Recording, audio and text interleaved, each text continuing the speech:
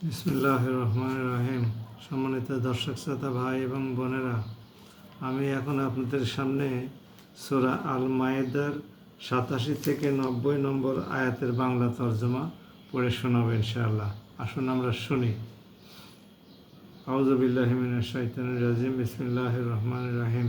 হে ঈমানদার ব্যক্তিরা, আল্লাহ তাআলা তোমাদের জন্য যে পবিত্র জিনিসগুলো হালাল করে দিয়েছেন, তোমরা সেগুলোকে নিজেদের জন্য হারাম করে নিও না, আর তোমরা সীমা লঙ্ঘন করো না। নিঃসন্দেহে আল্লাহ তাআলা সীমা লঙ্ঘনকারীদের পছন্দ করেন না। আল্লাহ তোমাদের যে হালাল ও পবিত্র রিজিক দান করেছেন, তোমরা তা খাও এবং সে আল্লাহ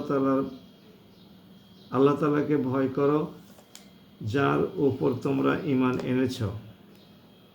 আল্লাহ তোমাদের অর্থহীন সম্পদের জন্য পাকড়াও করবেন না, কিন্তু যে শপথ তোমরা শক্তভাবে করো সে ব্যাপারে আল্লাহ অবশ্যই তোমাদের পাকড়াও করবেন। এ ধরনের শপথ ভঙ্গ করলে তার কাফারা হচ্ছে 10 জন গরিব মিসকিনকে মধ্যম মানের খাবার খাওয়ানো, যা তোমরা সচরাচর নিজেদের পরিবার পরিজনদের খাইয়ে থাকো, কিংবা তাদের পোশাক পরানো, অথবা একজন কৃতদাস মুক্ত করে দেওয়া।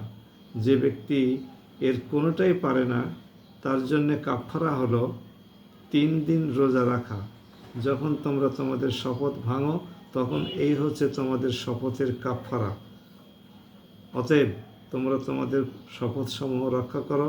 আল্লাহ এভাবেই তার আয়াতসমূহ তোমাদের কাছে বিশদভাবে বর্ণনা করেন, যাতে করে তোমরা কৃতজ্ঞতা জ্ঞাপন করতে পারো।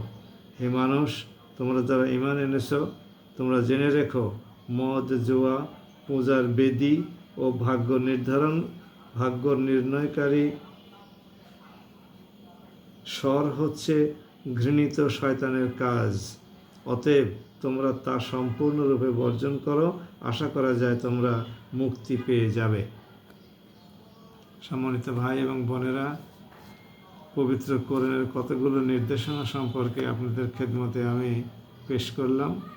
এখানে আল্লাহ তাআলা যে রিজিক আমাদেরকে দান করেছেন, সেগুলোর মধ্যে থেকে হালালগুলো ভক্ষণ করার জন্যে এবং পান করার জন্য নির্দেশ প্রদান করেছেন। আর মদ, জুয়া, পূজা করা, এগুলো থেকে নিষেধ করেছেন, কারণ এগুলো হলো শয়তানের কাজ, আর শয়তান হলো আমাদের প্রকাশ্য দুশমন। আসুন আমরা এই অপবিত্র কাজগুলো থেকে, আল্লাহর নিষিদ্ধ কাজগুলো থেকে আমাদেরকে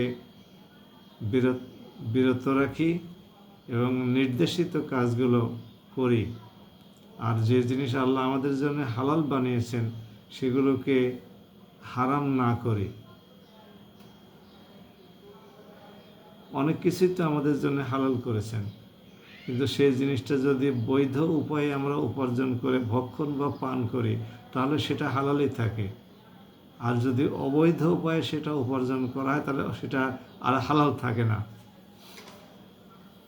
যেমন টাকা পয়সার লেনদেন করা, এটা হালাল।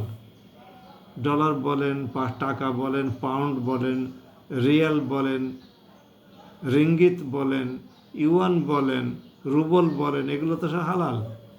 কিন্তু এটা যদি আমরা অন্যের কাছ থেকে ধোঁকা, প্রতারণা, এগুলোর মাধ্যমে অর্জন করি এবং ওইগুলো দিয়ে কেনা সম্পদ ভক্ষণ করে ওগুলোকে হালাল থাকে, তখন আর চাল তো হালাল, মাছ মাংস হালাল, কিন্তু যদি আমরা পরের পুকুর থেকে চুরি করে মাছ মেরে খাই, ওটা হালাল থাকে? আর পরের বাড়ি থেকে যদি চাল চুরি করে খাই, পরের দোকান থেকে যদি চাল আমরা গোপনে নিয়ে এসে তাকে না জানিয়ে দাম পরিশোধ না করে খাই, ওটা কি আর হালাল থাকে? এই বিষয়গুলো আমাদের খেয়াল রাখা দরকার।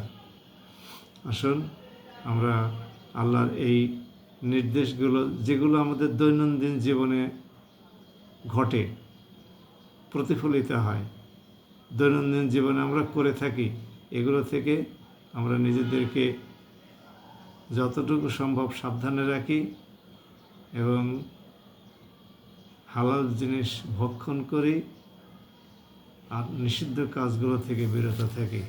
দয়াময় আল্লাহ আমাদেরকে তৌফিক দান করুন। আসসালামু আলাইকুম।